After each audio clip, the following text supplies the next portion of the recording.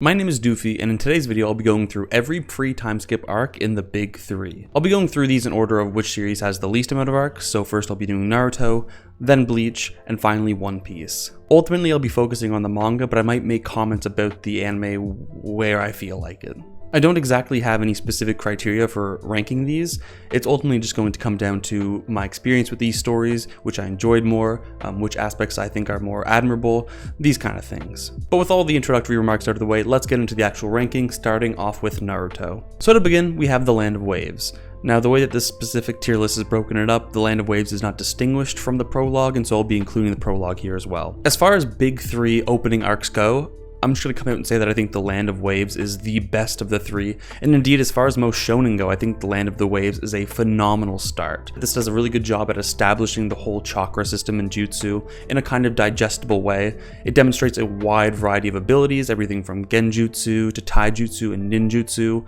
It doesn't overwhelm you with too much information, giving you just the right amount, which it builds upon in subsequent arcs. I think one thing that the Land of Waves does particularly well is strike a good balance between the kind of lightheartedness inherent in a lot of shonen, so you kind of get like the slapstick humor, the kind of goofiness of our protagonist Naruto, but then it's also able to take itself seriously and create really tense circumstances. You know, when we get those little looks into Sasuke's motivation for why he wants to be a shinobi, the tension that kind of falls upon the viewer as we see Zabuza versus Kakashi, a Jonin level versus a high-ranked missing ninja. Things are very tense and it handles that very well. I think some of the highlights from this, of course, are Haku versus Naruto and Sasuke. We get that great moment where Sasuke, we presume at this point in the series, might die. We honestly don't know how important Sasuke is going to be in the course of the series.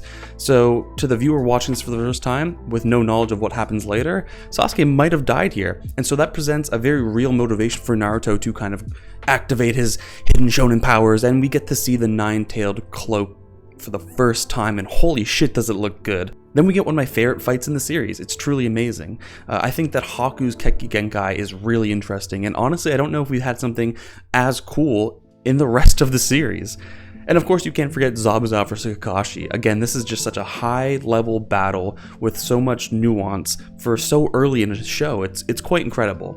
I gotta say, the Land of Waves is quite good. I think that overall Naruto will just get progressively better than this, and that kind of lowers the rank of this. But since we're putting it against every arc in the big three, and trust me, there are some fucking stinkers down the road, this actually does fairly well. And so I'm thinking a very high B or a low A. And the reason for this is because I think it does a lot more than a lot of Naruto readers give it credit for. I think it establishes the dynamic between Naruto and Sasuke in a brilliant way. I think here we get to see the kind of foundation of their relationship. Explicitly, it's always that of rivals. They're always trying to outdo one another, they're always competing against one another, but there's also this underlying camaraderie, and we see that like when they're training, they're running up the trees to practice their chakra control, the kind of look of reassurance that they give one another at the end of that.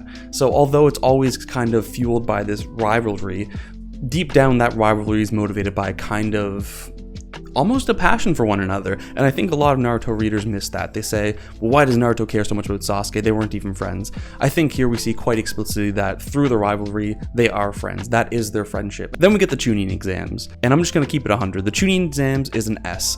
There are so many amazing things that this arc does. Not only do we have all the amazing choreographed fights in the tournament itself, which everybody loves to harp on. You know, you get Gaara versus Rock Lee.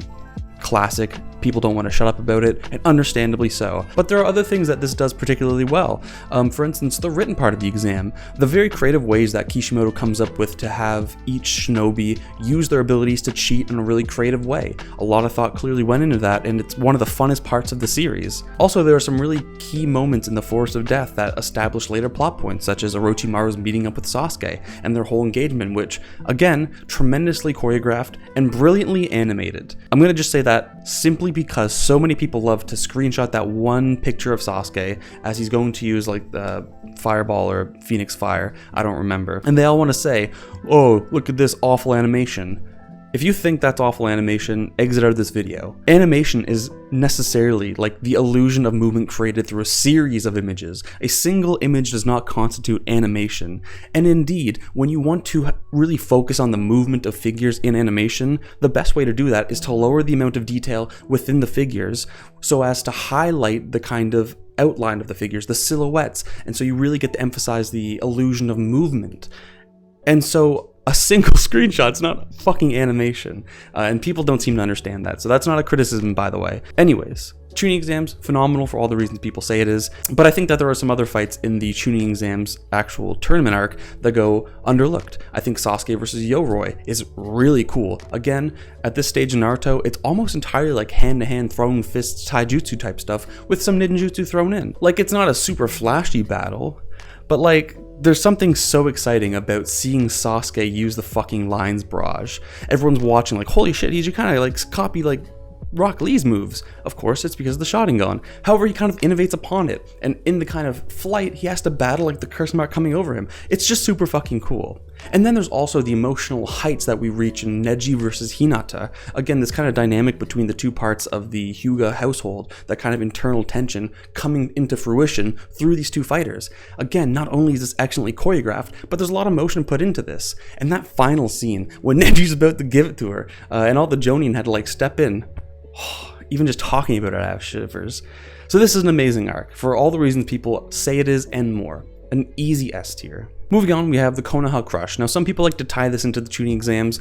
I'm glad that this tier list has separated the two because this is qualitatively just a different arc, and frankly one I have slightly under the Chunin exams. Now, I think that the Konoha Crush is really exciting. I mean, we get Orochimaru versus the third Hokage. We see the reanimation jutsu for the first time. We see the third Hokage fighting his two mentors, the first and second Hokage, and good lord, was that ever one hell of a fight. We really get to see why the third is the god of shinobi. He's using jutsu of every variety here. It's really fun to watch. It looks good. The tension is high. It takes itself seriously, and the viewer also takes it seriously because of that.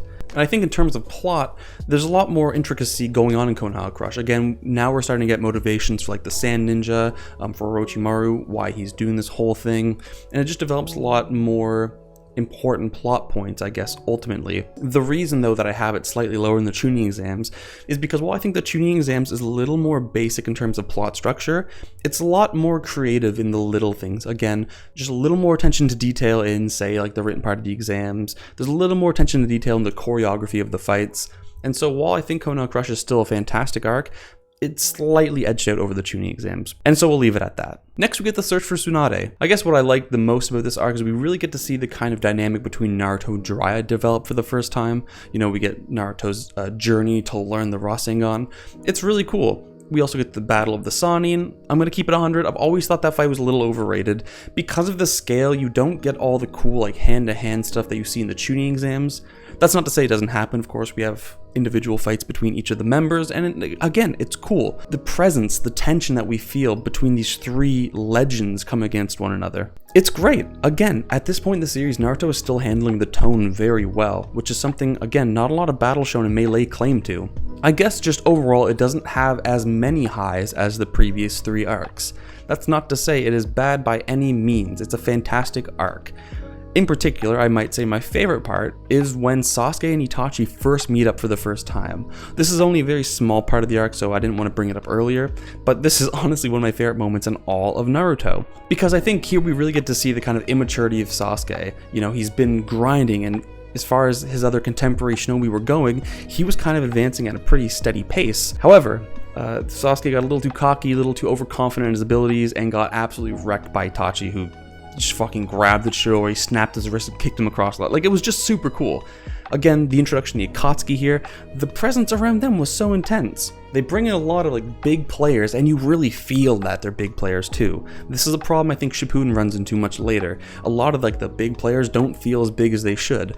But in the original Naruto, someone like Itachi and Kisame coming to like Naruto's apartment was huge. Seeing the three Sannin face off against each other, huge. It's a solid arc. It's a good arc. It's a great arc even. It just doesn't reach the same heights as the other three. And so I'll be putting it at a high B. Then we have the Sasuke Retrieval arc.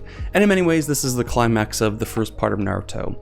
Sasuke, after kind of butting heads with Naruto, realizes that he still has a lot longer to go, reflecting on the events that happened in the search for Tsunade, after his little encounter with Naruto at the hospital.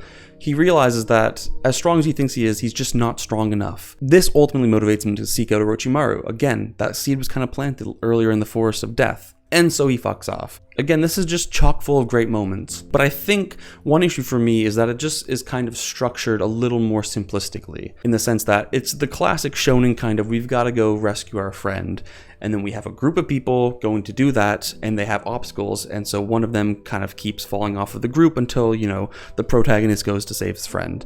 So structurally, it's a little more uninspired. You could say that about the Chunin exams as well. I think the difference, however, is that there's a lot of details that go into distinguishing the little parts of the Chunin exams from other tournament arcs, such as the Hunter exams or the Dark Tournament. With the Sasuke Retrieval, it's not as obvious that Kishimoto's taking such painstaking efforts to distinguish it from other arcs of this structure. However, he does it pretty damn well with that structure. Again, we get to see a lot of great fights. The one aspect that I do think that this arc does phenomenally is the kind of like Sand Children redemption, when Gaara, Konkuro, and Temari kind of come in to save the remaining shinobi in their individual fights.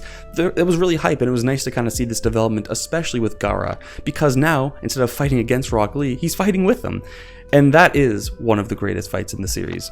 Kimimaro, again, one of the coolest abilities in the series. It's a damn shame he never kind of like comes back or gets farther development. But you know what's even better? Fucking that final fight between Naruto and Sasuke. Now, I can't say it's underrated, because everyone who watches it recognizes how great it is, but I think it just gets so overshadowed by like the final Naruto versus Sasuke. What I like about this fight is it feels much more like a real fight. In the final Naruto versus Sasuke, it's clearly being structured in a way to cater to the kind of fans' desires. So we have this slow scaling up from taijutsu to kind of simple ninjutsu, and then we get all the way up to like Susanoo versus like Nine Tails. It's eye candy. It's structured in a very particular way to engage the audience. This fight, however, is really just like these much lower level shinobi going all out. And I think my favorite moment in all of this is when Sasuke fucking absolutely like demolishes Naruto, throws him off like the two statues. And then like Naruto just floats up in the water and like looks over to Sasuke, and he's kind of realizing now that Sasuke actually means to like kill him, essentially. And that's when you kind of have this emotional turning point in both Naruto and in the fight overall. This is when Naruto starts to activate the Nine Tails. The fight gets a little more intense.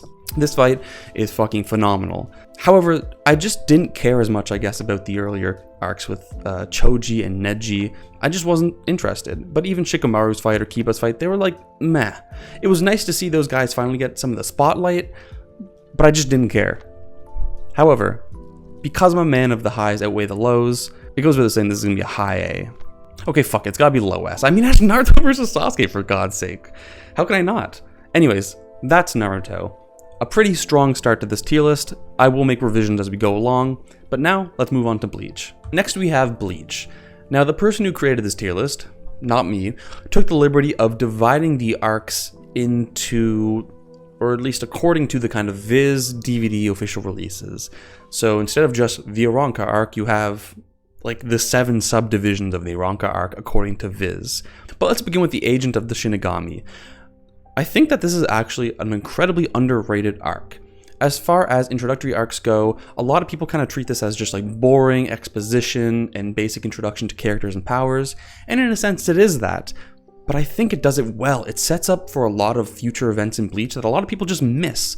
The exposition might be a little heavy, so unlike Naruto, it's not just trying to like ease you into some of the concepts. It's a little more heavy on the exposition, but that's okay, because if you read Bleach twice, if you watch it once and then read it, you're going to find a lot more in the Agent of the Shinigami than you did the first time around. It sets up so much, it does some great foreshadowing, and honestly, there are some great moments in here. I think we all know and love the first chapter of Bleach. Again, seeing Rukia give Ichigo the Soul Reaper powers, a lot more than she anticipated, but like that's just like a really hype moment, especially in the anime where it's complemented by like some of the best soundtracks in all of music.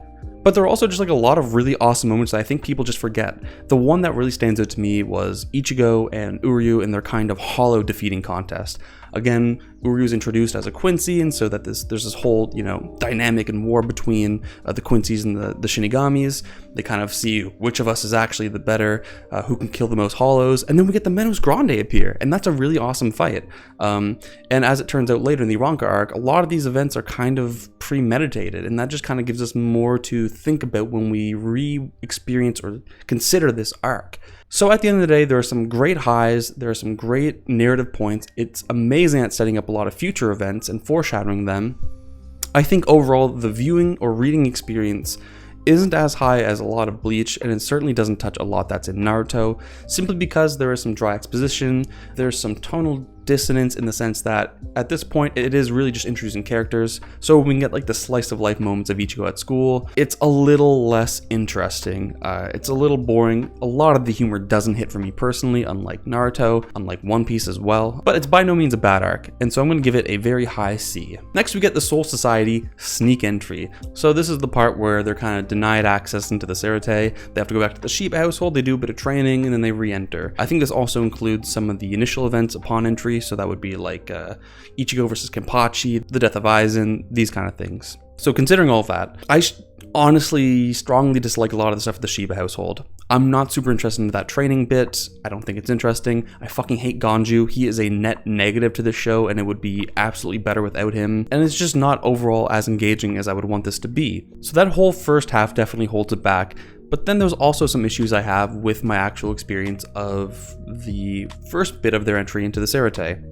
These namely being Ichigo being able to go head to head with a fucking third seat, a lieutenant, and then a fucking captain. Now, okay, I know before all the fucking Bleach fans like flood my comments, I recognize that this is all explained much later and it makes sense later. When you're just reading this for the first time, you don't have that foresight. You don't realize why Kenpachi is just holding himself back because he wants to just have the fucking fun of a fight. And we don't understand all the inherent power that Ichigo actually has and is being able to develop at a kind of fucking breakneck speed. It makes sense later, but in the initial experience, it's so sus. Like, why the fuck is this guy who literally just got Soul Reaper powers able to go head to head with some of the best in the Soul Society?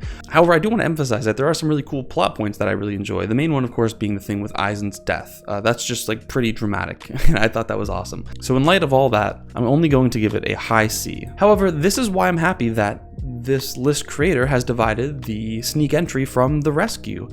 Because frankly, the rescue was pretty fucking good. This is when Bleach for me truly got great. I mean, we have three massive highs in this arc. I mean, we have, for one, the classic scene of Ichigo swooping and saving Rukia. Brilliant. Amazing. Love it. We have, of course, the iconic fight between Ichigo and Byakuya, one of the best fights in the series, frankly. I do have to emphasize, though, that I think the peak of this arc is really at the end when Aizen reveals his plan. We get to see the gap in his strength versus Ichigo's when he catches kind of Zangetsu like that. Absolutely brilliant. But one moment I love especially is when Aizen goes to attack Rukia and Byakuya saves her. Like, it's just so beautiful after everything that he ultimately put her through, for him to ultimately kind of see the wrong in what he's done and then to kind of try and save her at the end. It's great. And I think that the whole kind of thematics of Byakuya's internal dialogue between, you know, obeying the state of the Sarate versus obeying like his own personal obligations and moral code, it's interesting. I think they could have took it a lot farther, but I do think that it's a pretty interesting dynamic to play with, and it's done rather well here, I guess, all things considered. And for that reason, I think Soul Society Rescue is going to be a low A. It's a great, great arc. Alright, next we get the kind of beginning of the Arrancar arc, The Arrival. Not much to say here, it's a pretty short arc, all things considered. I think it does some pretty cool things. I love the introduction of Shinji. He's just a cool guy, one of my favorite characters. I do wish more happened with him in the series, but I can't complain. I think for what it's worth, he's done pretty well when he's done. The issue is just that he's not done enough. I mean, the obvious highlights of this arc is Ichigo going off the train with the Vizards. Very cool. I think here we're starting to see a lot of the issues with the Bleach, however, with its oversaturation of characters. I don't see why we need so many Vizards. I think they could have cut the number in half and developed each of the members of them a lot more thoroughly to kind of create more of an engagement with the audience. I also think that about the captains in Bleach ultimately, but again, that's not something I want to harp on here. I think my absolute favorite moment though is when Grimmjow kind of attacks Ichigo and Rukia. Again, we're seeing a huge gap in power between Ichigo and Grimmjow, yet when Shinji comes onto the scene and we get Shinji versus fucking Grimmjow, and here I have to really go to the anime because when the music comes in, you know, you get Shinji's theme for a little bit when he's kind of just hovering there in the sky, and then when they fight and he puts his mask on, you get the kind of Espada theme, I think. So cool. I mean, honestly, one of like the most just hype moments in Bleach for this point in the series, and that's saying a lot coming out of the Soul Society. However, because ultimately not a lot happens in this arc, I'm just gonna put it in low B. It's solid, but it's nothing more. Alright, moving on, we have Arrancar Hoikuto Mundo. I don't know, the kind of divisions here are kind of strange, especially because some of these arcs are just so small when you only consider the canon content, so it's strange to rank them like this, but not much happens in here. I guess the kind of most notable thing is Orihime goes off with Ukiura. She kind of has the moment she says goodbye to Ichigo. Kind of cool, I guess. Relatively uneventful, though. I'm not super into the beginning parts of the Arrancar where they enter Hueco Mundo. The actual world of Hueco Mundo is very cool looking, but the stuff with like those hollows that Ichigo and Ko first meet, super annoying. We see Nell for the first time, she's super annoying. And this kind of leads us up to, I guess, the fights with the Priverone Espada, which we'll talk about in the next bit. But ultimately, this is like just like a high D. Nothing really happens here, but it's not like abhorrently bad, I guess. Alright, so now my frustrations with the way this is broken up is really going to impact, I guess, how I rate things. Because the fierce fight is everything from the Priverone Espada up to Ichigo versus Grimmjow. Now, on the one hand, you have one of the best fights in all of Bleach. Like, Ichigo versus Grimmjow is fucking fantastic. But then on the other fucking side of the spectrum, you have the fucking 3 fights with the Priverone Espada. And listen, I know what role these are supposed to play narratively. They're the kind of bridge between like the raw strength of the Espada and where Ichigo is at the beginning. But I just don't care about these characters. I think that they're actively bad. It's just such a fucking waste of space and time. The fights aren't particularly well choreographed. Not that Bleaches usually are ever. But like, this just feels like a fucking waste of space. So how do I like balance those two things? Because if it was just the stuff with Grimmjow, that might be like a pretty fucking high B, maybe even a low A. If it was just the stuff with the Priverone Espada, that'd be an F, like actually an F. I think that's actually bad. Do I think overall this is better than Arrancar Arrival? I don't know, it's splitting hairs at this point, because again, Arrancar Arrival has a lot more consistency. Fierce Fight is much more polarizing, and I'm just going to put Fierce Fight above it, simply because of Ichigo versus Grimmjow. Alright, so now we're getting to the actual good stuff. I do think that the next 4 arcs are considerably better than everything else we've looked at in the Arrancar arc. So, Bleach fans, fret not, you've still got a dog in this fight. First, we have Arrancar versus Shinigami. This is when a batch of squad captains are sent to Hueco Mundo to kind of save Ichigo and friends. So we get Byakuya versus Zomimari, the stupid eye guy. I don't really care for that fight, so we'll just push that to the side for now. More importantly, we get like fucking Kenpachi versus Noritora. This is one of my favorite fights in the series because I do think that they're both just big meatheads that like to swing their sword around. Okay. All the Kenpachi lovers, not just a meathead, but like this is kind of what they're going for. You know, when I say meathead, I just mean he wants to fight. Bro just likes fighting, okay? It's not an insult. I recognize the depth to his character, especially within the 1000 Year Blood War arc. That's not to undermine him as a whole. I'm just saying in this moment, bro just wants to fight. And it's like an actually good fight. Like, he actually has some competition. He actually has to put 2 hands on the sword, and it's really fun. We also get Mayuri versus Xylon Lopera. Fucking hate saying that name. And here we get the famous Mayuri speech. I mean, I don't know what to say. It's very cool, but it's not getting to the heights of what's about to happen. For that reason, I think I would put this...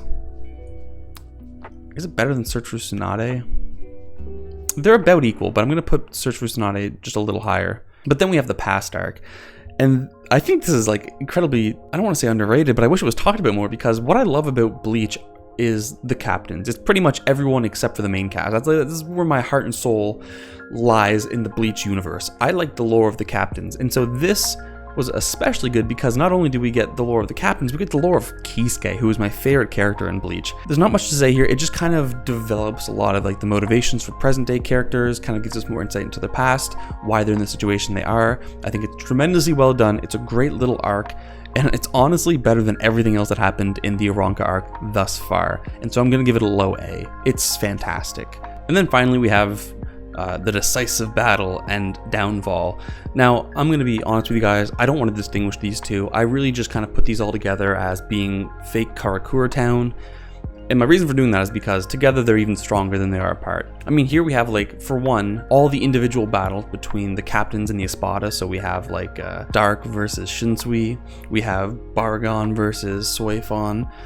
Really great fights. But then I also want to include, like, the coordinated attacks from the captains and the visors against Aizen himself. Not to mention, we also have fucking, like, going on elsewhere, Ichigo versus fucking Ukiura, one of the absolute peaks of Bleach, so I think together this is much stronger. This all, to me, kind of culminates how we're in, I guess, Downfall, and to me this is really the height of it all. We have the introduction of Isshin, Yoruichi, and Kisuke, 3 of my absolute favorite characters. Seeing them much more tactically than the captains go against Aizen was much more interesting. Also, having them come afterwards kind of gave them the sense of like superiority over the captains, like in the sense of power scaling. Obviously, it's not necessarily accurate how exactly we scale the captains. It gets weird. I'm not a power scaler, so I don't care. But again, just for these characters, it gives them a little more of a thicker presence than even the captains, which I think says something. But then this all, of course, cultivates into Ichigo training in the Dangai and using Mugetsu, defeating Aizen. It was cool. I don't know. I do kind of feel that the climax here is slightly anticlimactic. I would have liked to see Aizen put up more of a fight, but again, if we just factor out all of the kind of internal logic of the series, its power scaling, Mugetsu really was like just that fucking strong, and Aizen hadn't transcended high enough to kind of overpower that. It makes sense, but again, as on initial viewing experience, I did wish Aizen could put up a bit more of the fight. And over the course of, the few hundred chapters, from Aizen being able to catch the sword of Ichigo to Ichigo like one-shotting Aizen essentially, I don't know. Again, I would have liked to see Aizen put up more of a fight. It makes sense, but I'm just gonna say that. Anyway, I don't want to undercut how fucking amazing this arc is regardless. Brilliant stuff. High S, as it should go without saying. I'll put Downfall just above it, and this battle below it. So that's kind of where we are at the end of Bleach. And finally, we make our way to what I'm sure many of my longtime viewers are very excited to see me rank, and that is the One Piece arcs. First, we have Romance Dawn. As far as introductory arcs go, I think the first chapter of One Piece is great. I like the whole thing with Shanks. Shanks is one of my favorite characters, and I'm really only just done with Marineford. He has almost no presence in the series, like in terms of screen time, yet he has this massive presence that's kind of always lurking around. When somebody mentions Shanks, you just fucking feel it. So he's one of those high caliber characters that I personally love, and I think One Piece is full of them. It sucks they don't get as much screen time as you'd want them to, but nonetheless, in this first chapter, we see Shanks essentially kind of save Luffy, gets his arm blown off. It was a really moving moment. Gave him the hat, and he's like, you're gonna be great at pirate or whatever. It was a really good start. But immediately after that, we have the little bit where Zolo's introduced. I don't know. I just don't care for that arc. I mean, sure, we get Colby, and he comes back later. He says, I'm going to be a Marine. We'll fight one day or something. It actually happens. Cool, I guess. I just don't care. I don't think that there's anything particularly interesting there. By One Piece standards, it doesn't contribute a lot to the world building, I think. That is this arc, generally. But it does have a strong, first chapter. Do I think it's better than the Agent of the Shinigami, I guess, is the question on my mind right now. I think the first chapter is better than the first chapter of Bleach. And I think that first chapter of Romance Dawn, the first chapter of One Piece generally, is just better than... I honestly think all of the Agent of Shinigami. But I think it's kind of held back by the stuff with Zoro. I love Zoro, but I'm not into his introduction arc. You know what? I'm a man of the highs over the lows, and we're giving fucking Romance Dawn higher than Agent of the Shinigami. Bleach fans, eat your fucking heart out. It is what it is. Then we get Orangetown. We kind of get Nami, we get Buggy, F tier, fucking dog shit arc. Holy god. A lot of these arcs are going to kind of end up this way. Speaking of, Syrup Village, also fucking F tier. Garbage arc. Holy shit. This is, in my opinion, substantially better than Orangetown. Orangetown should be, down here. But Syrup Town doesn't have enough merit on its own to pass. The introduction to Usopp is just whatever. I do not care. There's nothing here that engages me. It's boring. I don't know. Again, I'm not getting the sense that any of this is developing a lot of the world building, and I know all of the One Piece fans are already fucking going crazy on their keyboards saying, oh, you just gotta read it 10 more times and watch the anime because there's so much subtle world building here. Oda actually brings all this back and parallels the stuff that goes on in the post-time. I'm I do not care. When you're first reading this shit, it's fucking awful, okay? Get that through your thick skull. I'm not saying anything else that. Then we have Baratie, though, which for me was the first moment in One Piece that made me go holy shit, there's actually a seed of quality amongst the piles of dog shit. And that comes by means of Sanji's backstory and the appearance of Mihawk. Now, like I said earlier, One Piece is fucking chock full of these characters with such dense presence that these high caliber characters that you really know are high caliber, and Mihawk's one of them. He does a lot of the heavy lifting for this arc. His little one-on-one with Zoro literally with a fucking dagger going against Zoro like it's nothing. That shit was awesome. It was so hype. Again, Mihawk design, entrance, what he does here, it was all badass. I fucking loved it. I have nothing else to say. Also, Sanji's backstory in the manga was fucking great. This was the first time I think One Piece moved me like emotionally, like at all. Seeing Sanji come to the realization in the flashback that like Zeph sacrificed his own fucking leg so that Sanji could survive. It was, I don't know, it was really heartfelt to me. It was a really genuine moment. It was a great backstory. I loved it. So that plus Mihawk does a lot of the heavy lifting for this arc. A lot of the little details are just uninteresting again, and that's kind of the common adjective we're going to be throwing around for East Blue. However, this is a step in the right direction. And I think it's even better than Romance Dawn, because again, in Romance Dawn, we get like we get a little bit of Shanks, and that does a lot of the heavy lifting. But here we get a lot more of Mihawk than we had of Shanks before. Plus Sanji's backstory, I think, is enough to give this higher. Is it better than the sneak entry of Soul Society? I'm going to say yes. We're going to be charitable to One Piece. We're going to say yes, it is. Then we get to Arlong Park. Listen, if you've ever talked to a One Piece fan, they're going to tell you, you just got to get to Arlong Park and then it gets good. How many times have people told me you got to read to Arlong Park and then it gets good? Well, guess what? One time I eventually did get to Arlong Park, and it didn't get good. I did not like Arlong Park, and that made me drop One Piece again for like the third time at 100 chapters. Now, I did recently pick it up again. I'm enjoying it. However, my thoughts on Arlong Park have remained the same. Arlong as a villain, not bad. The whole thing that Nami has going on with like her kind of allegiance to Arlong so she can get the money, buy, blah, blah, blah. It's like cool, but I don't know, like to me, this is structured as a kind of classic battle shonen, like, you know, each of the main cast gets their respective fight, but the thing is, in One Piece, the fights largely suck. Like, I don't think they have the nuance of a Naruto battle or the kind of emotional significance of a Bleach battle, so in that department it's lacking. What I do think One Piece does well is like the world building, and again, at Arlong Park, that's not happening at least to the same extent that we find, say, like with Alabasta and onwards. So I don't know. I particularly did not like Arlong Park. I actually think Baratie's better. It is, I think, still better than Romance Dawn. Maybe a lot of what influences the score is that people say that this is the first good One Piece arc, and I think good's a bit of a strong statement. So I think that's more than fair, all things considered. Then we get Loguetown, which I think surprisingly is a step in the right direction. Here we're starting to get a little more of the world building kind of ramping up, and that's what's able to engage me. Particular moments that I like is seeing Mihawk give the bounty to Shanks of Luffy. Again, we have these two massive figures, and just to kind of see them at all is always exciting to me. But then we also get the introduction of Smoker, who honestly is one of my favorite characters in One Piece. I just think he's one cool motherfucker, and I love every time that he kind of pops back in. He doesn't have the same presence as a lot of the other high caliber characters in One Piece, because frankly he's not that high caliber. But I'm into his kind of Logia type devil fruit powers with the smoke. It's pretty fucking cool. The moment when he's about to capture Luffy and is saved by the mysterious figure, Dragon by the way, super cool. Zoro gets two of his swords. I don't know, there's lots of little moments in this art that I love. Again, the kind of parallels between Luffy's journey starting here where Gold D. Rogers' journey ended. Little things like that all kind of come together to make this honestly a surprisingly good arc, all things considered. So how does it fare? Well, is it as good as Baratie? Probably not, but not that much worse. So there's Loguetown. So then we kind of conclude the East Blue saga. Very nice. And now we move into Alabasta, the saga that is. And unfortunately, much like its predecessor, it starts with a series of dogshit arcs that no one cares about. Reverse Mountain, F. Listen, I don't care that this will be referenced later and like, oh my god, Brook actually was the one that had that first encounter with the whale. Like, I don't care. Like, it's just boring. It sucks. Okay, get it out of here. Same with Whiskey Peak. I think it's slightly better. I still don't care. Little Garden, low F.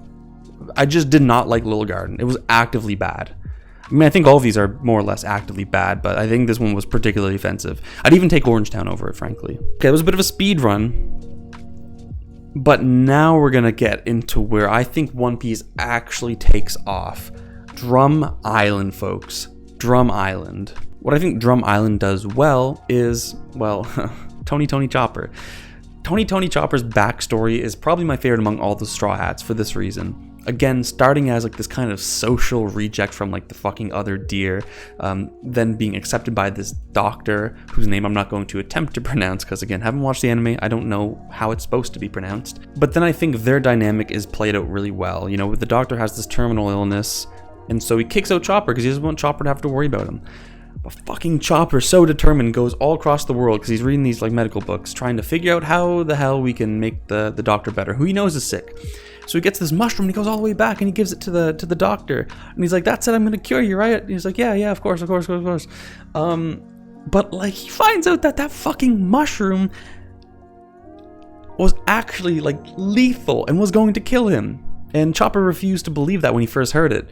But what I really love is that the original doctor like took it upon himself to like take something else, so that it wasn't the drug that Chopper gave him that killed him, it was something else. And again, he just wants to protect his friend. I don't know, that was super moving to me. I know I don't have any fucking fancy articulation of this. It's been a little while since I've read this, but that was genuinely, that was even more significantly moving than Sanji's backstory, which I was already like pretty moved by. Not to the point of tears yet, but like this was just super well done. Oh, and we also get to see Ace for the first time, I think. It's small. One Piece is like so good and so bad for just giving us like these little glimmers of like the really fucking cool characters and taking them away from us. But honestly, it's the little things like that that keep me excited and keep me moving forward. So all together, how do I think that Drum Island fares? I think Drum Island is the best arc up until this point in One Piece, above Baratie, but still not cracking into the B yet. What's going on there? Well, I'll tell you what's going on. We're waiting for Alabasta. Alabasta to me is like the first actually good arc in One Piece. I think that Crocodile is an amazing antagonist. I love that this is where we kind of get Robin introduced as well, her kind of whole dynamic and history with Croc. Croc kind of expecting her to ultimately betray him in some sense. This to me was just a good battle shonen arc done well. Nothing more to it than that. And listen, I don't have a fucking grand analysis for Alabasta, okay? I'm not like a super diehard One Piece fan. My One Piece journey is relatively new. I haven't had enough time to reflect on a lot of this, but I can tell you that Crocodile is one of the fucking coolest villains, alright, in all of One Piece. I love that motherfucker, and this is where he shines, okay? And I love that guy. I think consistently the quality of even like the slice of life moments is much higher in this arc than everything else we've seen in One Piece. Luffy's several fights against Croc I actually think are probably some of the better fights in the series. We also get Zoro versus number 1. And anytime you have like 2 One Piece fights like being mentioned in a single arc, you know it's probably a good arc. Because like I said, One Piece isn't fucking the best manga to read for fights. However, those are actually like pretty good fights. And I will say, I think consistently Zoro has pretty cool fights. It's hard to fuck up swordsmanship. And Oda does have a bit of attention to detail with respect to how Zoro fights. It's kind of consistently developing. It's nice, I like it. Luffy, you know, there's probably more fun, innovative things Oda could do with his, you know, gum fruit. And he definitely does later on. But at this point, you know, it's a lot of fucking pistols and jets and, you know, fucking this and that. It's not bad, but it could have used more variety. Anyway, just seeing, like, at many points, Croc just fucking mopped the floor with Luffy. That's really cool. I like that. We also got Smoker here, who's, like, a recurring character that I really like. At the end, how he kind of builds this almost camaraderie with like the Straw Hats when Zoro saves him, despite him being a Marine and after them, so he does them the favor and doesn't send the Marines after the Straw Hats despite their bounty. I like that. Little moments like that really grow my appreciation for the series. I do think it's generally a solid arc, and so it'll be the first in the B tier. Just over the fierce fight, actually. Because I think I like the whole thing with Luffy and Croc more than I did Ichigo and Grimmjow. I know that might be blasphemous to the Bleach fans, but hopefully I got some, I was able to please some of you One Piece fans. So that kind of wraps up the Alabasta saga, and then in comes the Skypiea saga. A very controversial saga amongst One Piece fans. On the one hand, there are those that think you should just skip it, it has no bearing on the plot overall, and move on. But then there's these other people that kind of give it like this kind of cult quality, you know, it's held in such high claim to these people, and I fall somewhere in the middle. I think that overall, the whole saga is like visually beautiful, definitely something you want to read in color, and I do think it contributes some pretty interesting pieces to the lore of the world overall. In Jaya in particular, not a whole lot happened. It's relatively short, at least compared to Skypiea, and I don't have much to say substantially. You know, it's nice to see Robin on board. Her kind of archaeological perspective is a great opportunity to kind of input more of the lore, and she does exactly that in this whole saga. Jaya in particular, though, just not a lot happens. I do think that it's better than Drum Island, but I don't think it's significantly better than Drum Island. And so it's going to go in the C tier. Skypiea, I'm kind of back and forth with. At some points, I'm a little disappointed, but then I remember it as NL.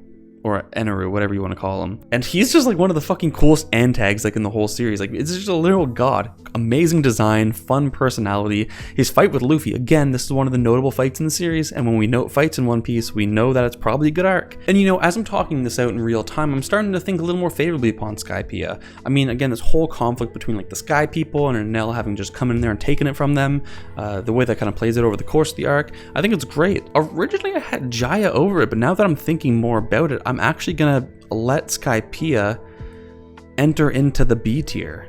I know, this is crazy for me too. I didn't think I'd be doing this today, but I think I like it even more than Ichigo vs. Grimmjow, so there it is, people. This is a major revelation. One Piece fans collecting another W over the Bleach fans, it seems. Then we get into the Water 7 saga, and this is where my dislike to like ratio is gonna fucking plummet. We'll start with the obvious long ride, long land. Awful fucking dogshit waste of time arc. We do, however, get to see one of the admirals for the first time. Aokiji? I think so. And he's awesome. He's genuinely like one of my favorite characters in the series. I think that his ice abilities are super cool. His whole demeanor is just like super like, I don't know, he's kind of got this lazy swagger that I don't know, I can't describe it. It was really cool. So we have like 1 to 2 to 3 cool chapters at the end when the Admiral's just there checking in on Robin on the Sky Hats, doesn't actually bring them in. So he's kind of got this mysterious quality to him, and I like that. But like literally everything else is just so bad. I mean, I think everything else is really that bad that it's worth a fail, but I'm gonna put it on top of the fails because that fucking final bit with Aokiji. Kuzan, whatever, I don't know. So now we get into Water 7, and this is where my like to dislike ratio is gonna fucking plummet, because I'm gonna say off rip, I didn't love Water 7. I spent over a decade just hearing people praise Water 7 and Enies Lobby for being some of the best One Piece has to offer, and when I finally get there, after all this time, it was such a fucking letdown. I'll briefly say what I think it did right. The tension at the beginning between Luffy and Usopp was phenomenal. That alone I have to recognize. Luffy's insistence that, okay, you know, the Mary is so damaged, we might as well just get a new ship. Usopp kind of reading that as like, okay, Luffy, like, once things are damaged and no longer can provide their full use, they're no longer worth it to you. So of course Usopp kind of has this kind of insecurity about himself. He recognizes that if Luffy's so willing to get rid of the ship, then he'll be willing to get rid of, you know, Usopp as well.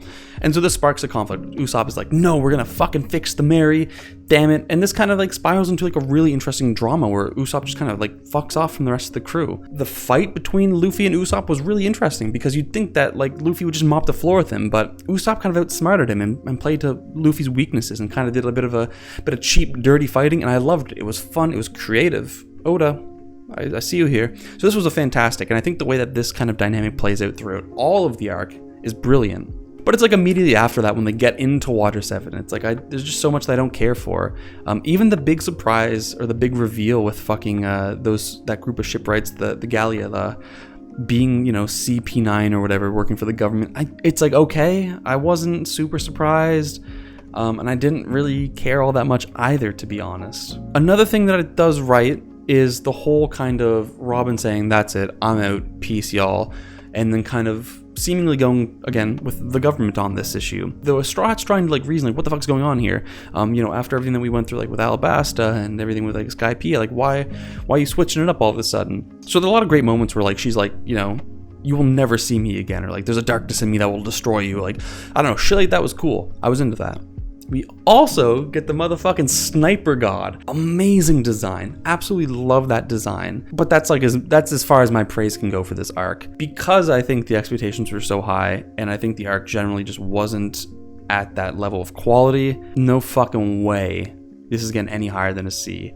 For what it's worth, I think it's the best of the C's, but like, it's just not it. However, I will say Enies Lobby is slightly better. Here we kind of have like, I think, a pretty emotional moment in which Luffy is kind of reaching out to Robin and showing just how much he cares about her.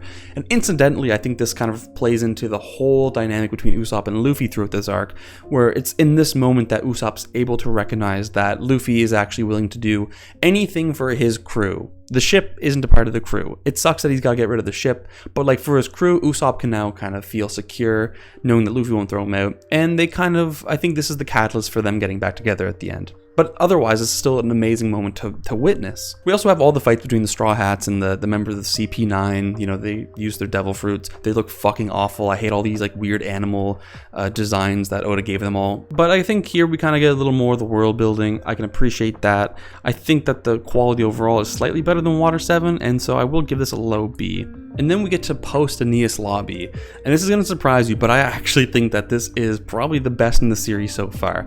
And it mainly has to do with, well, one, I think technically the resolution of Luffy and Usopp happened at the very beginning of this arc, so that of course is in its favor.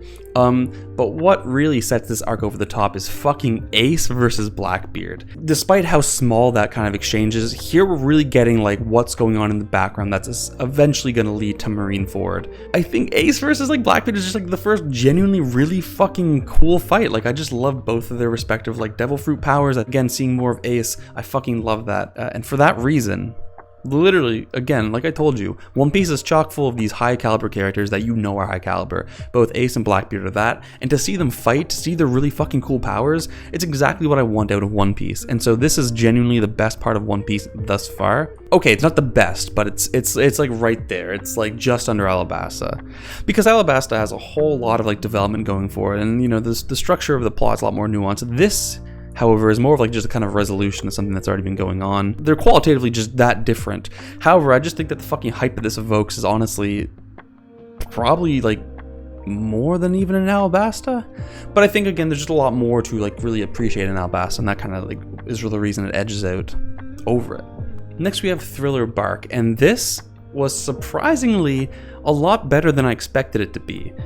That of course has to do with the fact that One Piece fans I think regularly dog on it, and I can kind of see why. There is a sense in which it feels out of place, even visually, like it's quite different than what we're used to in One Piece. This kind of emphasis on the Halloween theme. Personally, it's not an aesthetic that I'm super into. However, for what it's worth, I think it did as good as it could have done with the theme and with what it was dealing with in the plot thus far. The first thing I want to get out of the way is that Moria is a dogshit warlord, and I don't understand why he was even introduced in the first place. I do think that the fact that he's so bad actually plays to this arc's advantage, because in like the last like 30%, we have Kuma coming in, one of the actually cool warlords, literally just to be like, okay, the government's like worried that you're just gonna get fucking slapped by the Straw Hats, and that'll look real bad on the warlord name. So I'm here to make sure that doesn't happen. So like implicit in that is the idea that like Moria just isn't strong enough to beat the Straw Hats. I like that the government's aware of that, but this also just gives Kuma the fucking chance to really shine, and I think he actually does shine here. It's awesome. Now there's a lot of like specifics to this arc that I don't care for. The little individual like one-off fights between the Straw Hats and like the various members of Thriller Bark are whatever, with the exception of Zoro versus Ryuma. I mentioned it before, but Zoro consistently has the best fights in the series, and this was one of them. It was just badass. Ryuma's design, great. The fight itself, generally well done. Again, Zoro acquires a new sword here. It's like genuinely just like a good looking sword. And although this is like a relatively minor part of the arc overall, this is when I personally like started to notice Zoro as a distinguishing member of the Straw Hats. This arc is when I really started to appreciate him. And I think that really culminates in one of the final moments when Kuma comes down and he's like, all right, Luffy, I gotta get your head. Sorry, bud, nothing personal. And Zoro's like, no, I got, you know, take my head as long as you promise not to hurt the other Straw Hats. And I don't know, that I just gained a lot of respect for Zoro at that moment. But how can I overlook everyone versus Oars? Like, this was a fucking great, like, all v1 fight. Also, we get fucking Nightmare Luffy, which at first I was kind of like, what the fuck? But then I realized it was a pretty cool power-up. And then seeing Moria try to one-up him and then just get fucking smacked anyways, like, I don't know, it was good shit, good shit. And so I have Thriller Bark. I'll put it just under Enies Lobby. I'm gonna call it Sabaody, I don't know how the fuck to pronounce it. And this is like one of the most polarizing arcs I've ever read. If you thought my complaints about the fucking fierce fight were polarizing, wait till we get to Sabaody. Because on the one hand, it is one of the actively worst parts of One Piece. The stuff with Duvel, was awful. His whole thing that his life is ruined because the image of Sanji on the bounty looks like him, and so his life, like, it was so bad. But also, even in the beginning, like, we're starting to see some reasons why I guess I couldn't appreciate One Piece as much as I did, and that's the tonal dissonance. For instance, when the Straw Hats are being attacked, it's supposed to be like, I guess, a pretty serious kind of moment, but then we just get like fucking like, oh no, Sanji's underwater, and then like Kami comes up and he's just doing like his fucking stupid like womanizer gag, and I hate it, and it's some of the worst Sanji gags at the beginning of this arc. It's like bad, like it's bad for 70% of the arc, like, because I don't even care about the whole kidnapping bit. That shit all blows. That alone I think would be like mid F tier, but then the last like 30% is the best we've got so far. Like, by a long shot, too. Like, it is fucking, like, even, like, it's leagues above Alabasta. That's how fucking good the good of this arc is. Like, for one, you have, like, the whole dynamic about the corruption of, like, the world nobles and how they're tied into the government. And so, the way that plays into, like, the kidnapping and the motive behind it and the rationale, it's great, but I just don't actually care for how the events at that stage are kind of playing out. We also see some kind of, like, the oppression towards fishermen, which kind of gets explored later in Fishman Island, which is another discussion. So, like, conceptually, like, that's a really cool pocket of info. Execution, I think, was, but idea-wise, good. Now, what is amazing is the incredible world building we get through fucking Rayleigh, or whatever his name is. For one, super cool character, and again, he kind of has like that presence I was talking about with a lot of those other characters in One Piece, like Shanks and Ace. Again, just this kind of high caliber, important character, and it feels like it. But he just does so much, like, it's almost like, it's pretty much an info dump, but it's just so fucking interesting, you know what I mean? Like, the stuff about, like, the Void period in history, he knows all about it. He knows more about fucking, like, Goldie Roger and, you know, the Will of D, and just, oh my god, there's just so much cool stuff that is talked about here, and, like, that, I honestly love that part. I think it's fucking fantastic. In execution, like, is it an info dump? Yes, but, like, it's just, you're so into, like, the world building that you don't care that it's an info dump. It's exactly what you want from One Piece. For the first time, we also get to see Law, who I think is honestly one of the best designed characters. I'm quite into his personality, and I'm just excited to see more of him in the future. Seeing Luffy, Law, and Kizaru kind of fight all the Marines, it was a really cool showing of their powers. I loved it. But like in that final stretch, we get another one of the admirals, Borsalino. So fucking cool. Kuma's there too. Like, again, just all these powerhouses coming together, and the Straw Hats getting fucking obliterated. Like, I mean obliterated. Fucking blast off to other islands. And Luffy, that scene of Luffy just being like, oh, I'm defeated, I'm too weak. It was fucking awesome. Like, if the arc was just like Rayleigh, like info dumping, and then that fight, this would be like, honestly, like this could be fucking S tier. Like, it's that good. But because of how fucking dog shit the earlier stuff is, what do I do? I think I can comfortably put this high A tier. This is the first One Piece arc I'll put over a Naruto arc. Then we get Amazon Lily. And honestly, we didn't need this arc. Like, it was obviously, like, if all the Straw Hats were going to be distributed across the fucking, you know, the Grand Line, we'd have to, like, see where they are and then get them back. I don't know. I feel like there was probably a better way to do this, but I just didn't care for Amazon Lily. Thankfully, it's relatively short. We get Boa Hancock. She's cool, I guess. Initially, I was kind of, like, against her character in the sense of just being reduced to, like, someone who loves Luffy. But I don't know. I think I've had more time to think about it, and I like it a lot more now. Again, originally her resistance to the Marines to participate in the upcoming war, but then like her kind of like 180 with Luffy, like, you know, we're gonna go save Ace kind of energy. I like that. I don't really have much more to say other than that. It's still like not like a fucking fantastic arc.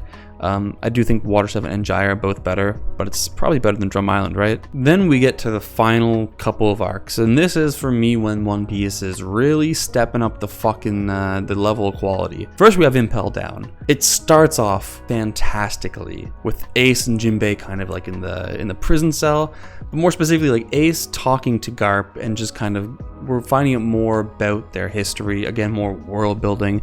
Just seeing Ace on screen, you know, makes me happy, baby. He my number one. And then we get the break into Impel Down. At first I was like, oh man, like it's kind of just like whatever, but the reintroduction of Buggy was done super well. So none of the other Straw Hats are around, so we don't have to worry about like the fucking awful gags from Sanji or like the poor comedic relief from like Usopp. But Buggy is kind of filling that role, but it's doing it well. Like, I don't know, there's something actually fun about Buggy here. I think this, again, arc just contributes to the kind of tensions leading up to Marineford. We have a bunch of previous villains coming back. Bon Clay comes back. Fuck Bon Clay. Me and all my homies hate Bon Clay.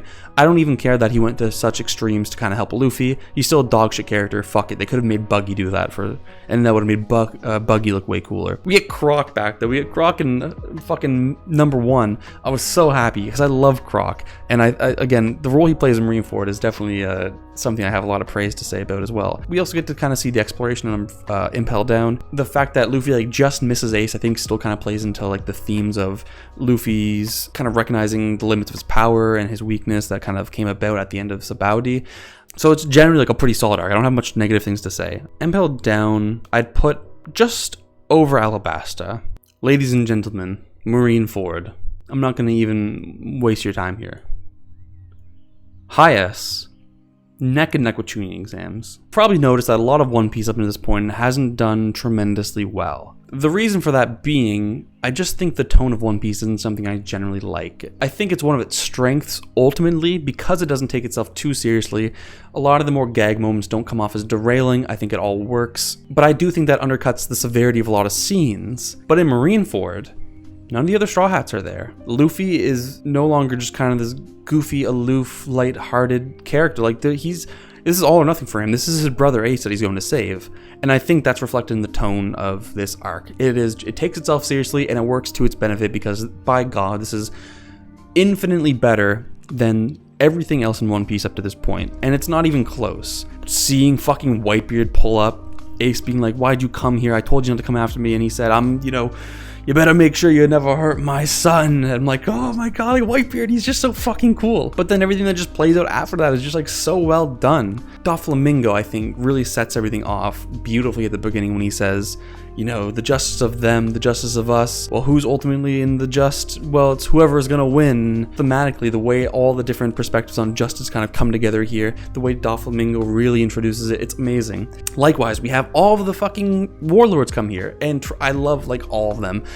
Mihawk, again, finally seeing him like play a little more seriously with the big ass sword. It's super dope. Another standout moment for me is like when Crocodile tries to attack Whitebeard and Luffy protects him. Again, this just kind of orients like the sides, who's against who. I like Croc because he doesn't seem to have any commitment to any one party. He has his own goals that he wants to pursue, and that's awesome. But I do think that he ultimately kind of aligns himself with Luffy and Co. just for the sake of achieving a greater purpose. We also find out here that Ace isn't the brother of Luffy, nor the son of Dragon, but the son of Goldie Roger himself. And I think that thematically this is really important because Ace's whole character throughout the entire series has kind of been defined as, it can be best expressed by the question, like, do I deserve to live? I have the blood of a fucking, like, one of the most villainous pirates in my body. Do I deserve to really live? And so he kind of identified with the fact that, like, biologically he's kind of related to, like, this absolute villain. And I think that kind of attitude he took towards, I think that kind of influenced his attitude towards life, which ultimately led him to be the kind of headstrong and immature guy that he was in the very end. And that led him to being captured by the Marines. But when he finds out in the end he was actually the son of Goldie Roger, this changes everything. This could have honestly, had he known this earlier, completely changed how his character would have played out. It's just so difficult to talk about this arc because there's so many peaks in it that I don't know how to contain my excitement. And if you talk about one, you kind of got to talk about them all. I will just note a couple more scenes that I thought were really cool. But the moment that Ace is released and he's fighting next to Luffy, beautiful panel, really heartwarming, and I was so excited to see the two finally reunited. However, another peak, unfortunately, is when he gets absolutely fucking smacked. Let me tell you, I was weeping. I was weeping. I was just staring at that fucking one panel and just like bawling my eyes out. Like I was so moved by it. Nothing in One Piece had even compared to it at that point. It was so incredibly well done. The appearance of Shanks was so fucking hype. It really had me excited. But then what really I think solidified it was Mihawk kind of turning around and saying like, I didn't sign up to fight against the Emperor Shanks. So I don't know. To me, that just again fed into the presence that Shanks already had. Like he was the guy who could stop the war. Now it's not without problems. I think the paneling in the manga at times is just like god awful. Like I have no idea where to look. I don't know what's going on. I don't know who's where. It's very confusing, chaotic, and hectic. I get it, that's what a war is, but there's still a better way you can present that chaos, and I think Oda kind of dropped the ball in certain key places. But in the grand scope of how well done Marineford is, I honestly don't have much more negative to say. Then finally we got the post-war. We kind of have, Shanks and Marcos kind of paying their respects to to Ace and Whitebeard. I really like that. We have the whole backstory with Luffy, Ace, and Sabo, but it was nice because it helps better contextualize, like, one, the relationship between Ace and Luffy, but I think more importantly, just like gives us more insight into Ace as a character, because frankly, we don't get a lot. And then, of course, we finally have the section where the Straw Hats kind of agree to do their 2-year little break. I really like Zoro kind of approaching Mihawk for training. That was cool. Luffy with Rayleigh explaining hockey. Very cool again. So with that all said, where exactly does it fare? Maybe like under Sabaody, however you say it. And so this is my big 3 pre-timeskip arc tier list. I've introduced the GOATs category simply because like the S tier was kind of getting a little overpopulated, and I really did want to recognize like how big a step in quality I think Chunin Exams and Marineford is over the rest of the arcs. Thank you all for watching. Don't forget to rate, comment, subscribe. Check out my Discord, my Patreon, my Twitter, my Annie list, my YouTube, my site. Fuck it. Links in the description. Peace.